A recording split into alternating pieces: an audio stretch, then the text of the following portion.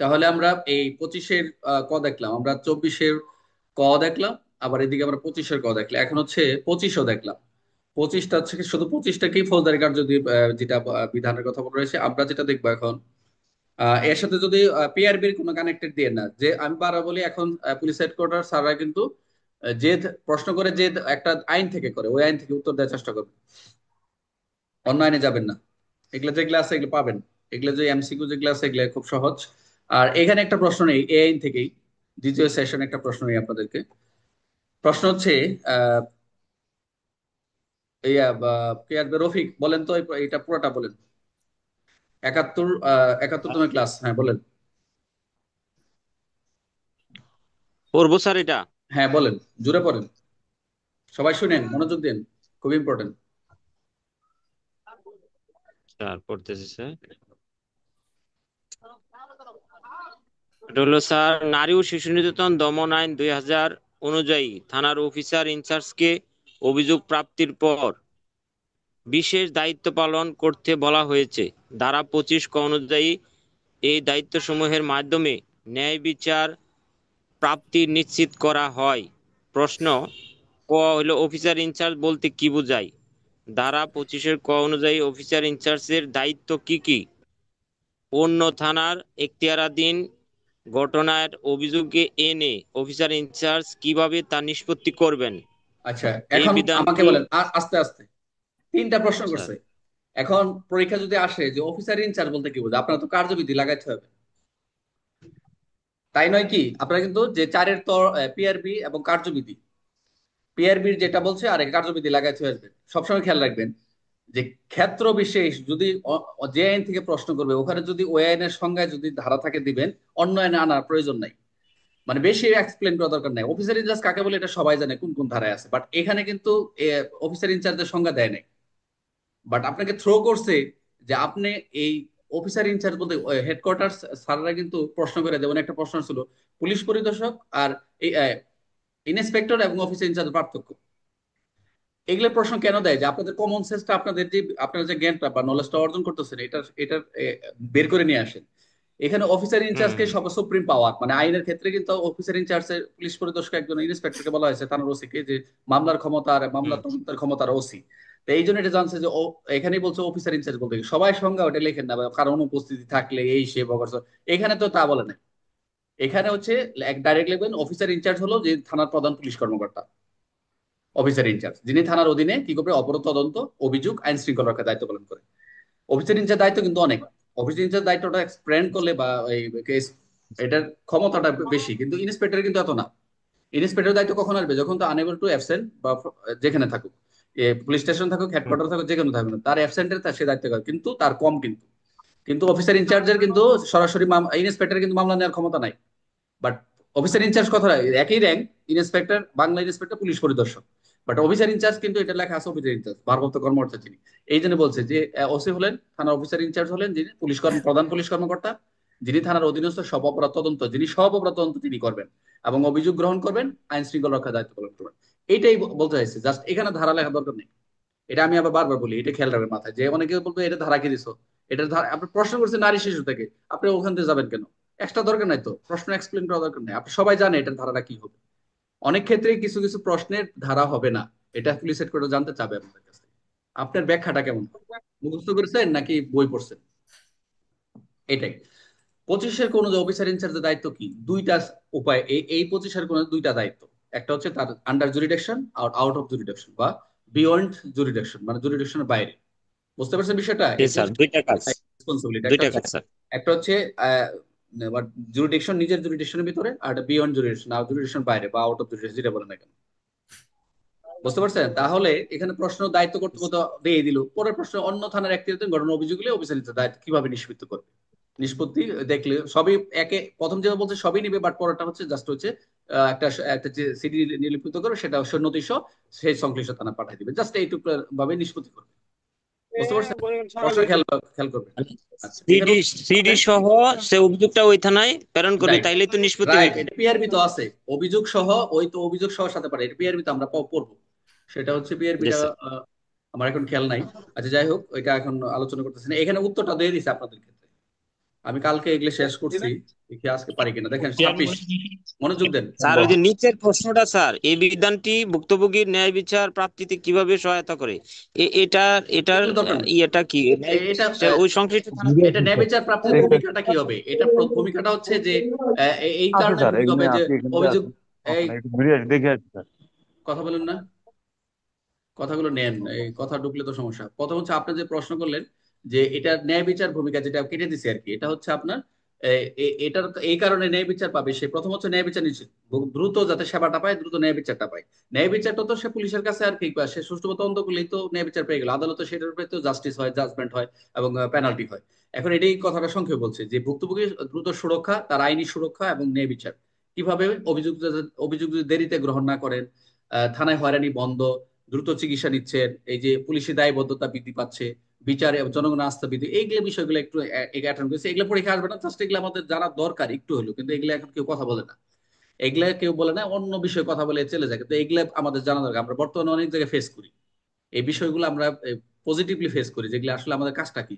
আপনি চিন্তা করেন, আপনি যখন আহ, আপনি যখন যে ডিউটিতে করেন, আপনি নিজে চিন্তা করেন যে আমার দায়িত্বটা কি। অনেক ক্ষেত্রে অনেকে বলতে পারে না, ভুদায়ের মতো খালি খালি স্ট্যান্ডিং উইথ রাইফেল নিয়ে থাকলে আপনার দায়িত্ব কর্তব্য শেষ হয়। আপনার আউট অনেক কিছু আছে, এগুলো হচ্ছে আইন পড়তেছেন, এগুলো নিজের মধ্যে করে ক্রিয়েট করে নেবেন। আচ্ছা, তাহলে এটা গেল 26, 71 72তম ক্লাসে 26 ধারাটি দেখেন আপনারা। এখানে কিছু নাই, জাস্ট হচ্ছে আমরা যেরকম 25-এ পড়ছিলাম যে এখানে ফৌজদারি কার্যবিধির বিধান, 25-এ পড়ছি না, ফৌজদারি কার্যবিধির বিধান প্রযোজ্য।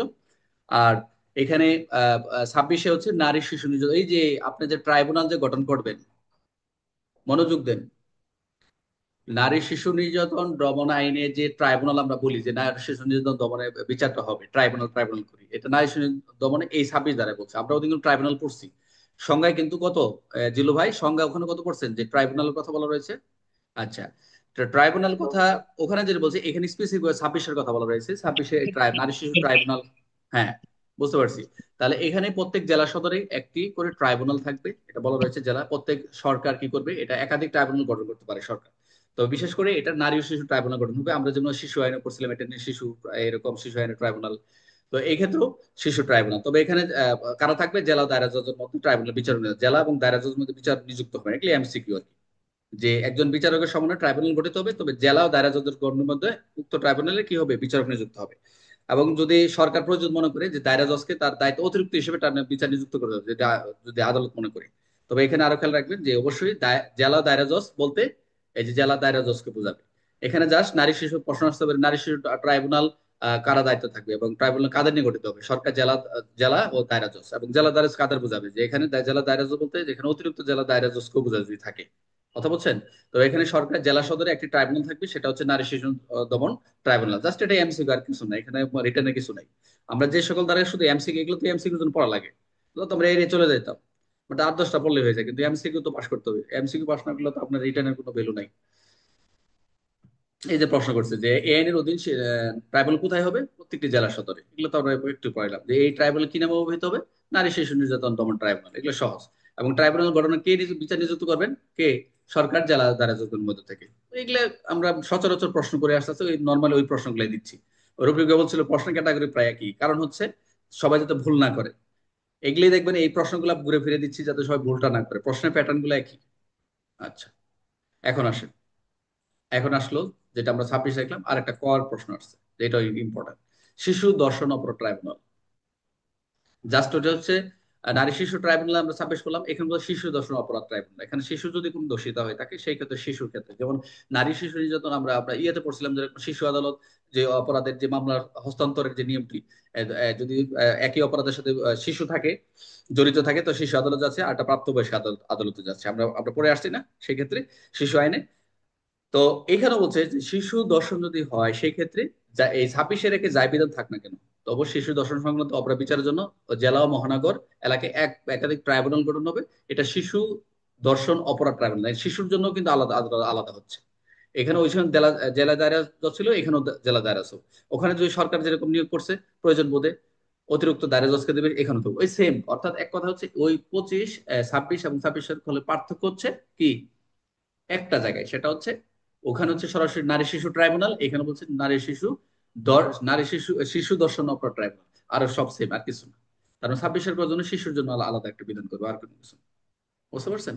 তাহলে এখানে প্রয়োজনীয় যে সরকার এটা প্রয়োজনীয়তা অভিযোজন বাড়াইতে পারে, এটা এই কথা বলছে, এখানে আর কোনো কিছু নাই। দায়িত্ব কর্তব্যের সাথে সম্পৃক্ত জেলা দায়রা জজ।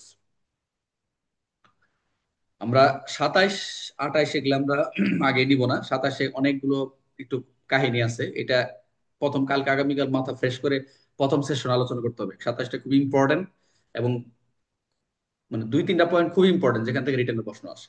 দেখা গেলো একটা একটু আলোচনা করে দেয় হালকা, যে প্রশ্ন তদন্ত করতে গিয়ে দেখে যে এই নারী শিশুর সাথে সে মারামারি বা মামলার সাথে সম্পৃক্ত, অন্য একটা মামলার সাথে সম্পৃক্ত আছে।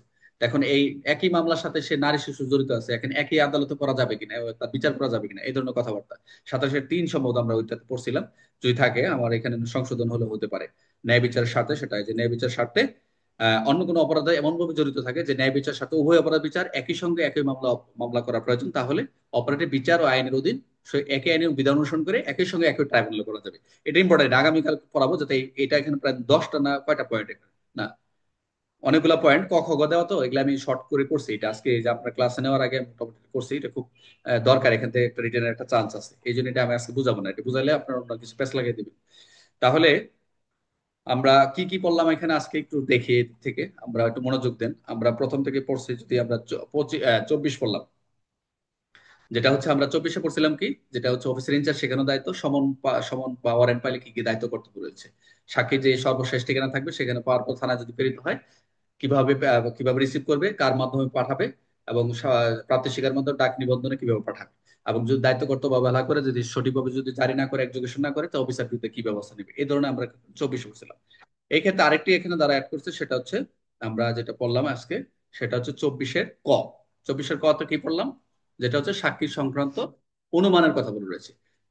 যিনি ভিকটিম, সম্মতি বা অসম্মতির অসক্ষমতা তার নাই, তবু আদালত এটা মনে করবে যে সাক্ষ্য প্রমাণের ভিত্তিতে ধরে নিবে তার কার যে কার্যটা যে সংগঠিত অপরাধটা হয়েছে তার তার সম্মতি ছিল না। আচ্ছা, তারপর আমরা কি বললাম এখানে 25, যেটা আছে 25 হলাম ফৌজদারি কার্যবিধির প্রয়োগ। এ আইন এর কিছু না, যে এ আইনের বিধান অপরাধ তদন্ত বিচার যা কিছু ওই 25-এর অনুসারে হবে। 26-এ আরেকটা বললাম 25-এর অফিসার ইনচার্জের কর্তব্য, ডাইরেক্ট বলছি। অফিসার ইনচার্জের তো দায়িত্ব তো all of us all of সব জায়গায় আছে, বাট স্পেসিফিক নারী শিশুতে আরো অ্যাড করে দিই, সংশোধন আনা হয়েছে দুইটা দায়িত্ব। একটা হচ্ছে জুরিডিকশন, নিজ জুরিডিকশন, একটা জুরিডিকশনের বাইরে সৃজনশীল প্রশ্ন করলাম আমরা। জুডিকশনে 26 করলাম কি, দুইটা সেকশন, 26 এবং 26-এর ক। আচ্ছা, একটু মনোযোগ দেন। যেটা আমরা 26-এ বললাম যে নারী শিশু নির্যাতন দমন ট্রাইব্যুনাল, আর 26-এর ক পড়লাম কি, যে শিশু নারী দর্শন শিশু অপরাধ ট্রাইব্যুনাল। দর্শন। বিচারক টিচারক সব জি স্যার, একই ওখানে শুধু কার্যক্রম। দর্শনটা অ্যাড হয়েছে। বুঝি নাই রফিক ভাই? ওখানে শুধু দর্শন শব্দটা অ্যাড হয়েছে আর কি 26-এর রাইট, কতে। ওখানে আর নারী শিশু 26-এর কতে ট্রাইব্যুনাল নারী থাকবে, শুধু শিশু দর্শন আদালতে শুনানো হবে। এই ছিল মোটা আর আলোচনা। শিশু। আমি এখন ক্লাসটা শেষ করে দিচ্ছি। এখন মোটামুটি এই চার পাঁচটা ধারায় আর কি সমস্যা আপনারা একটু আলোচনা করেন। আর জিলু কালকে কি জিলু ভাই গতকাল কোন মন্ত্র আলোচনা করছিলেন, শেষ হয়েছিল?